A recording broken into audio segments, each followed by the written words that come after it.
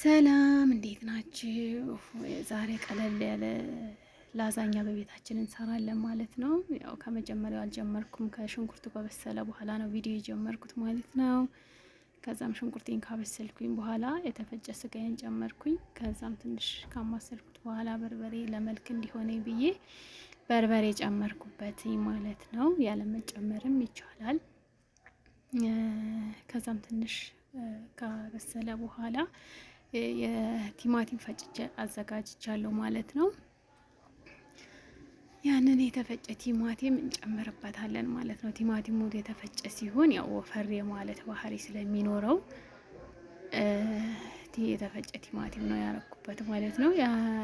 በእጅም ከትፈን መጨመር እንችላለን፣ ቲማቲሙን ግዴታ አይደለም። ከዛም ላዛኛ ፓስታችንን የምንቀቅልበትን ብረት ድስት አዘጋጀውኝ። ያው እኔ ትንሽ ስለምሰራ ትንሽ ናት ብረት ድስቴ፣ ብዙ ከሆነ ግን ያው ከፍ ያለ ብረት ድስት እናደርጋለን ማለት ነው።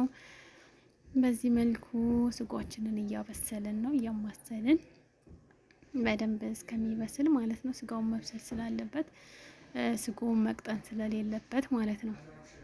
በዚህ መልኩ ብስል አለልኝ። ከዛም ነጭ ሽንኩርት፣ ሮዝመሪ፣ ቁንዶ በርበሬ መከለሻ ቅመም ትንሽ አረኩበት። ከዛም በዚህ መልኩ በሰለ ማለት ነው። ከዛም በቦይሊንግ ውሃ አፍልቼ ነበረ እንዲፈጥን ብዬ ማለት ነው። ጨውም ጨመርኩበት ስጎዬ ላይ።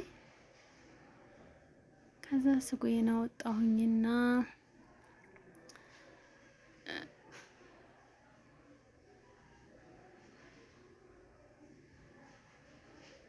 ስጎዬን አውጥቼ ያው የፈላ ውሃውን ገለብጥና ለፓስታው መቀቀያ ማለት ነው። እዚህ ጋር ፓስታዬን ልጨምር ነው ማለት ነው። ከዛም በዚህ መልኩ ፓስታዬን እጨምራለሁኝ። ያው ብረት ድስቷ ትንሽ ስለነበረች ቆሜ የሆነ ገፋ ገፋ ማድረግ ነበረብኝ እንዲበኩል እንዲበስል ማለት ነው። በዚህ መልኩ ፓስታችንን እንቀቅላለን። ያው በደንብ ብስል ማለት የለበትም፣ የተወሰነ ያዘ ሲያደርግ እናወጣዋለን ማለት ነው ፓስታችንን። በዚህ መልኩ ወደ ውስጥ ገፋ ገፋ እያረኩኝ አበሰልኩኝ ማለት ነው። ከዛም ትንሽ ጨው ጨመርኩበት ፓስታው ላይ ያው ውሃ እንዳይል ማለት ነው። ከዛም በዚህ ጋር ለበሸምል ሶስ መጥበሻ አዘጋጀሁኝ። እዚህ ጋር ያው የገበታ ቅቤ ካላችሁ የገበታ ቅቤ ማድረግ ትችላላችሁ። እኔ ግን የቤት ኖርማል ቅቤ ነው ያደረኩት። እዚህ ጋር እሱን አድርጌ ላዛኛዬም ከበሰለ በኋላ ፓስታው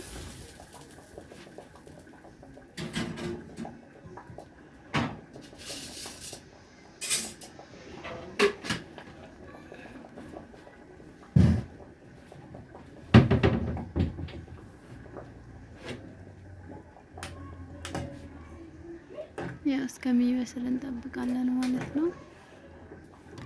ፓስታውን ካወጣን በኋላ የበሸምል ሶሳችንን እንሰራለን ማለት ነው። ከዛም ዱቄቴን አረኩኝ።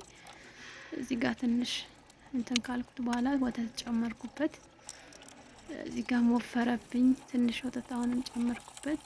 ያው እጃችን እንትን አይልም፣ በደንብ እንትን እንዲል እንዳይጓጉልብን እንትን እንላለን። ከዛም እዚህ ጋር ማጂ ካለን ማጂ ከሌለንም ክኖር አረኩበትና ቁንዶ በርበሬ ማረኩ፣ ጨው ትንሽ አረኩኝ። ከዛም እዚህ ጋር ስቴፕ ባይ ከደረደርኩኝ በኋላ እዚህ ጋር ቺዜን አደረኩኝ።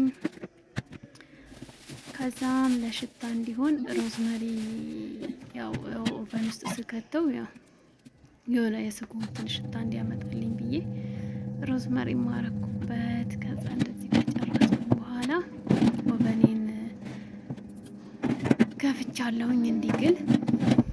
ከዛ ኦቨኔ ውስጥ ከተትኩኝ። ከስር እንትን ነበረውና አወጣሁኝ። ከዛም ገባ። ከዛ ሲበስል ይሄን ይመስላል ላዛኛዬ። ስለምትከታተሉኝ አመሰግናለሁ። ቻው